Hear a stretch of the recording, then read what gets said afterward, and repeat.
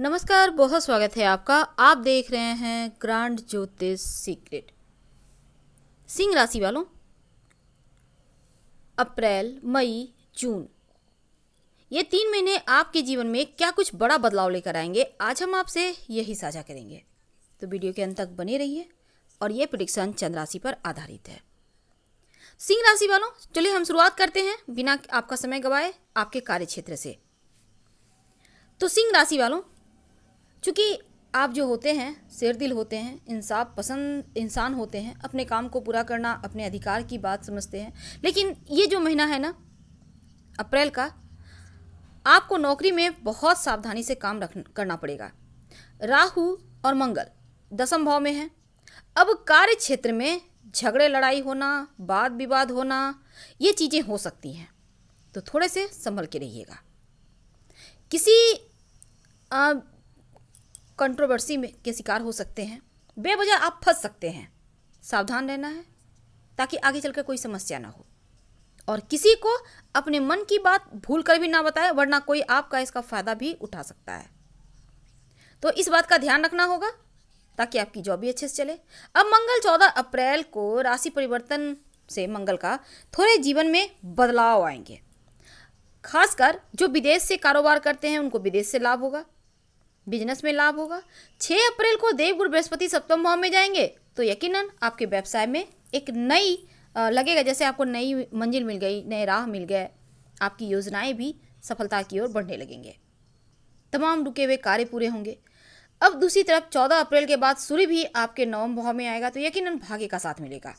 खासकर जो सरकारी नौकरी करते हैं उनके लिए ज़्यादा अच्छे समय रहेंगे, पद प्रतिष्ठा की प्राप्ति होने के योग बनेंगे। आर्थिक बात करें धन के मामलों में, तो थोड़ा सा आपको सेंसिटिव महीना है, क्योंकि देवगुरु बृहस्पति और शनिदेव छठे भाव में है, शुक्र बुध सूर्य अष्टम भाव में है, तो यकीनन हानि होने के योग बन रहे हैं। तो आप धन का इन्वेस्टमेंट इस महीने में ना करें, नहीं तो नुकसान होगा, या बेहतर होगा कुछ समय के लिए टाल दें, रुक जाएं। धीरे धीरे देखेंगे, जब स्थिति ठीक हो रही है फिर आप कीजिए। 10 अप्रैल को शुक्र आपके नवम भाव में आएंगे, जिससे खर्चों में थोड़ी कमी आएगी। अब 10 अप्रैल को आपके नवम भाव में सूर्य भी आएंगे, यकीनन बुध भी अष्टम भाव से निकलकर नवम भाव में आएगा 16 अप्रैल को। तब क्या होगा ना, यहाँ पर मंगल भी 14 अप्रैल को आपके एकादश भाव में आ जाएंगे, तो आपकी जो आर्थिक स्थिति है वो बेहतर होती चली जाएगी। देवगुरु सप्तम भाव में रहकर एकादश भाव को देखेंगे, आपके इनकम बढ़ेंगे। कहने का तात्पर्य शुरुआत कमजोर है, लेकिन धीरे धीरे उन्नति करते चले जाएंगे। तो आपको प्रयास करते रहना है और किसी भी तरह का कर्ज वगैरह लेने से बचिएगा। अब जानते हैं आपके स्वास्थ्य के बारे में। थोड़ी चुनौतियां हैं, क्योंकि देखिए टेंशन है, छठा आठवां भाव भी अनेक ग्रहों के प्रभाव में है, तो स्वास्थ्य के लिए थोड़ा कठिन वक्त है। जैसे कि इस समय आपको अपने पेट का ख्याल रखना है, कमर वाले एरिया का ख्याल रखना है, और योगाभ्यास करना वगैरह ध्यान रखें अपना। बात करते हैं रिश्तों की, क्योंकि यहाँ पर जो आपके दूसरे भाव के स्वामी हैं बुध देव अष्टम भाव में है शुक्र सूर्य के साथ। अब देवगुरु बृहस्पति की पूर्ण दृष्टि है और चतुर्थ भाव में केतु हैं। राहु और मंगल का प्रभाव। अब पारिवारिक जीवन में उथल पुथल। अगर आप शादीशुदा हैं तो आपके परिवार और ससुराल के बीच अच्छे संबंध होंगे। घर में कोई खुशखबरी भी मिल सकती है, अतिथि का आगमन भी होगा। लेकिन दूसरी तरफ आपको लगेगा जैसे आप जितना प्रयास कर रहे हैं वो कम है। भाई बहनों के साथ रिश्ते बिगड़ रहे हैं। 10 अप्रैल के बाद हालांकि आपको राहत मिलेगी, लेकिन फिर भी यहाँ पर निगेटिव प्रभाव थोड़ा सा है, तो रिश्तों को संभालें। अब यहाँ अगर हम आपके लव लाइफ की बात करें तो शुक्र और सूर्य अष्टम भाव में, धन भाव के स्वामी बुध भी हैं। अब क्या होगा, देवगुरु की दृष्टि। अब आपके जो पारिवारिक जीवन है यहाँ पर थोड़ा सा परेशानी है, क्योंकि राहु मंगल का प्रभाव भी है।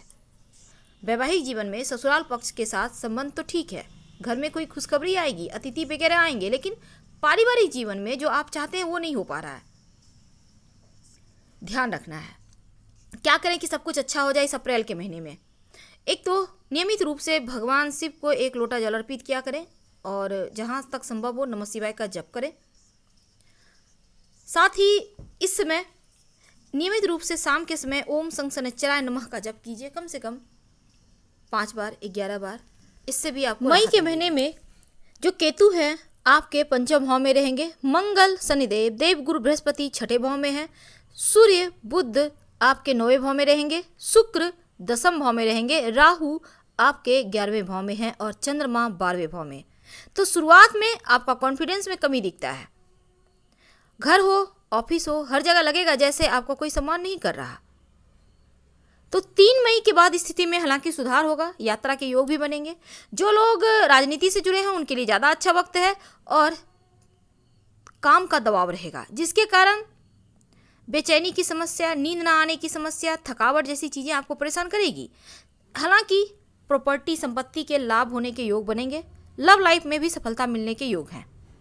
लेकिन सूर्य के राशि परिवर्तन करने के बाद 14-15 मई के बाद भावनाओं में बहने से बचना है आपको। कोई भी निर्णय दिल से ना लेकर दिमाग यूज करके लीजिएगा और थोड़े सावधानी के साथ ही आगे बढ़िएगा।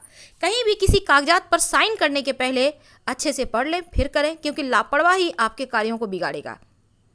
तो संतान पक्ष से खुशियां तो मिलेगी पर अटका हुआ काम भी पूरा होगा, तो उसके लिए आप तैयार रहें। जून के महीने की बात करते हैं। देखिए आपके जो धन भाव है यहाँ पर चंद्रमा है और केतु पंचम भाव में, गुरु शनिदेव आपके छठे भाव में, मंगल 7वें भाव में मांगलिक योग बनाकर बैठे हैं, सूर्य शुक्र आपके 10वें भाव में, बुध राहु 11वें भाव में है। दुश्मन आपके सामने टिक नहीं पाएंगे, यानी ये जून का महीना आपके लिए मील का पत्थर साबित होगा। तनाव से छुटकारा मिलेगा और जो दूसरा सप्ताह है वो आपके पक्ष में है। पार्टनरशिप में काम करते हैं तो यहाँ पर लाभ ही लाभ के योग बनेंगे। लेकिन जल्दबाजी में कोई काम ना करें, कोई भी निर्णय लेने की कोशिश ना करें, वरना जल्दबाजी में कहीं कोई निर्णय ना ले लें और फिर ये आगे चलकर परेशान करेगा। जो युवा वर्ग है रोजगार मिलने के अवसर मिलेंगे और जैसे ही यहाँ पर सूर्य का राशि परिवर्तन होगा तब पारिवारिक जीवन में धीरे धीरे खुशियाँ बढ़ने के योग हैं।